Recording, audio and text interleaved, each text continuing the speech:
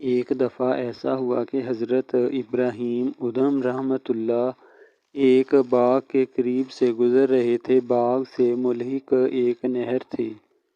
اس نہر میں ایک سیب تیرتا ہوا جا رہا تھا۔ آپ نے جب دیکھا کہ نہر میں ایک سیب تیرتا ہوا جا رہا ہے تو آپ کا جی چاہا کہ آپ سیب کھا لیں، تو آپ نے ہاتھ بڑھا کر سیب اٹھا لیا اور کھا لیا۔ جب آپ سیب کھا چکے تب آپ کو یہ احساس ہوا کہ یہ سیب تو کسی کا ہے، کسی کی ملکیت ہے، میں نے اس کی اجازت کے بغیر سیب کھا لیا ہے، کہیں یہ سیب کھانا ناجائز اور حرام نہ ہو، کہیں روز قیامت اس سیب کی وجہ سے میرے سارے نیک اعمال ضائع نہ ہو جائیں۔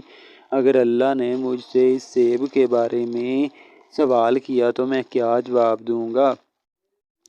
اس پریشانی کی حالت میں آپ نے لوگوں سے یہ دریافت کرنا شروع کر دیا کہ یہ سیب کس کا ہے، تو لوگوں نے بتایا کہ اس نہر سے ملحق ایک باغ ہے، یقیناً یہ سیب اسی باغ کا ہے۔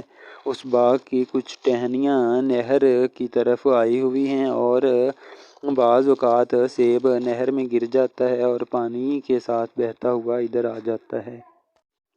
آپ نے لوگوں سے دریافت کیا کہ اس باغ کا مالک کون ہے، تو لوگوں نے باغ کے مالک کا پتہ بتایا، تو آپ دوڑتے ہوئے مالک کے گھر پر گئے اور دروازے پہ دستک دی۔ گھر سے ایک لونڈی باہر آئی تو آپ نے کہا کہ فلاں باغ کا مالک کون ہے، میں اس سے ملنا چاہتا ہوں۔ تو اس لونڈی نے بتایا کہ اس باغ کا مالک مرد نہیں بلکہ ایک عورت ہے۔ تو آپ رحمۃ اللہ علیہ نے کہا کہ میں ان سے ملنا چاہتا ہوں، میرا پیغام تم ان کو پہنچا دو۔ تو لونڈی نے جب جا کر ان کو مالکہ کو پیغام دیا تو وہ بے اختیار ہو کر دروازے پر آ گئی، حالانکہ وہ لوگوں سے ملنا ناگوار جانتی تھی۔ اس کے بعد آپ رحمۃ اللہ نے ساری بات بتائی تو اس نے کہا کہ اس باغ کی میں اکیلی مالک نہیں ہوں بلکہ آدھا حصہ بادشاہ کا ہے۔ جہاں تک بات ہے میرے آدھے حصے کی تو وہ میں آپ کو معاف کرتی ہوں، باقی جو آدھا حصہ ہے وہ معاف کرنے کا حق مجھے نہیں ہے، آپ اس کے لیے بادشاہ سے ملیں۔ تو آپ رحمۃ اللہ نے اسی وقت اپنا رخت سفر باندھا اور بادشاہ کے دربار میں حاضر ہو گیا۔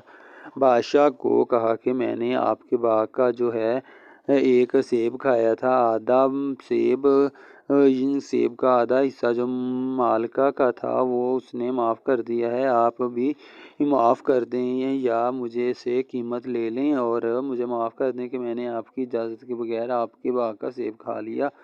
تو بادشاہ مسکرایا اور بولا کہ آپ بڑے متقی اور پرہیزگار ہیں، میں آپ کو معاف کرتا ہوں اور اللہ تعالیٰ ہمیں بھی آپ کی طرح متقی اور پرہیزگار بنائے۔